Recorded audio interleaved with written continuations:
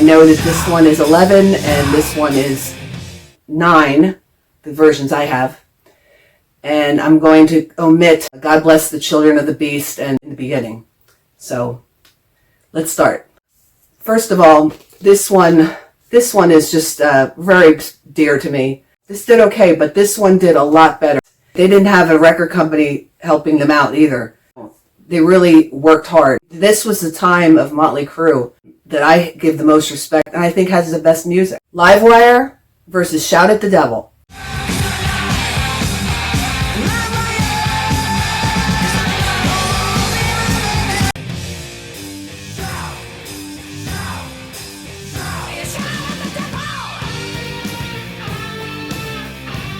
Love Livewire, got it, great energy, it's raw.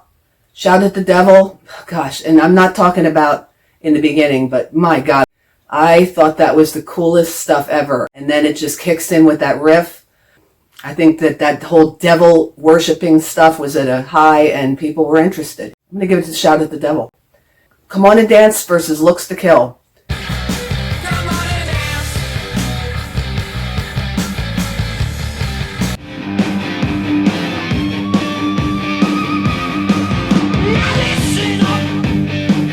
I love Come On and Dance. It's a kind of a party song. You really hear Vince getting into it.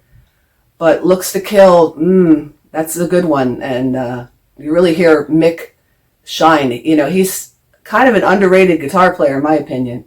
Just as one guitar player, it's such a full sound. Next track, Public Enemy #1 versus Bastard.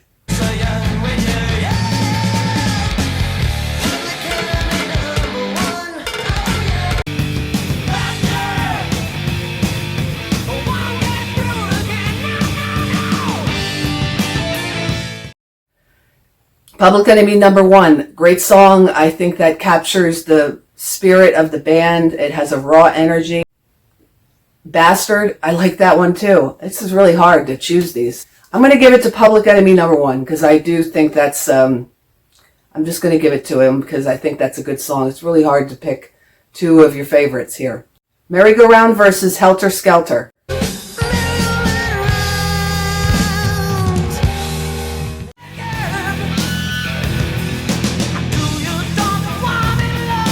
Merry-Go-Round Around, I do have a fondness for that, but I do love Helter Skelter. I think that's got I love the Beatles, and I just think they really captured the vibe on this track. And I love the sound of mixed guitar. Take Me to the Top versus Red Hot.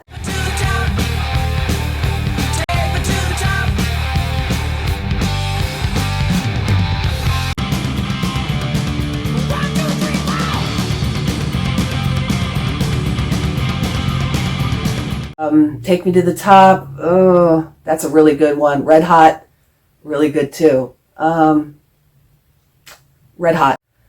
Next track, Piece of Your Action versus Too Young to Fall in Love.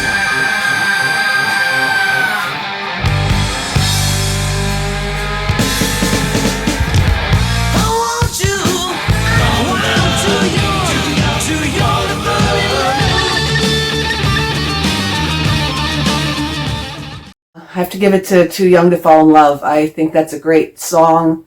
And I'd like to know whether Motley Crue and Kiss used the same set because during Lick It Up, they had a couple videos of post-apocalyptic scenes, you know, of wasteland, and they look very similar. I don't know whether they are or not. Perhaps somebody else knows. But I always thought that was interesting, how similar those videos looked. Next track, Sorry Eyes versus Knock 'Em Dead Kid.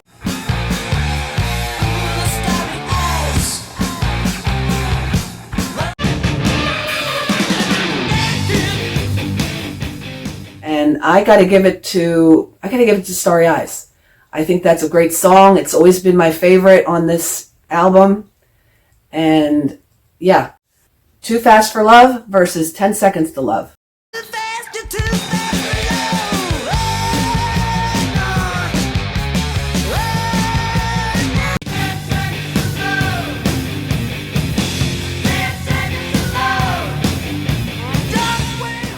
10 Seconds to Love. I'm going to give it to Too Fast for Love. I think that's a good one, and I like mixed guitar playing in that one. He really is able to capture the sound for being one guitar player. Final track, On With the Show versus Danger.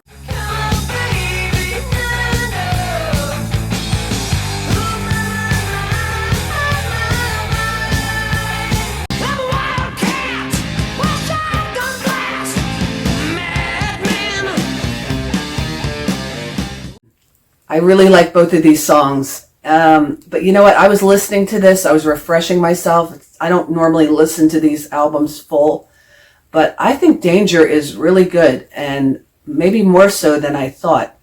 I do love On With the Show, though. But I'm going to give it to Danger. So, Shout at the Devil wins, and it should win because it's an awesome, awesome album. Sadly, the last we're going to hear anything like that. I haven't really followed Motley Crue in many years. I really haven't liked anything from them. I really believe that these two are the most solid. I don't care if this one sounds crappy. It's a great little punk album. It's written by Nicky Sixx. He might have just done the lyrics, and I think Vince Neil was in a few, gets some writing credit too. It's Nicky's band, obviously, but I want to give Mick Mars credit. I think he did a fabulous job. A little older than them, maybe steered them in the right direction a little bit. That's it. And thanks for coming to my Heavy Metal Kitchen. I was going to talk about another one from that era. Which one will it be? Stay tuned and you'll find out. Bye-bye.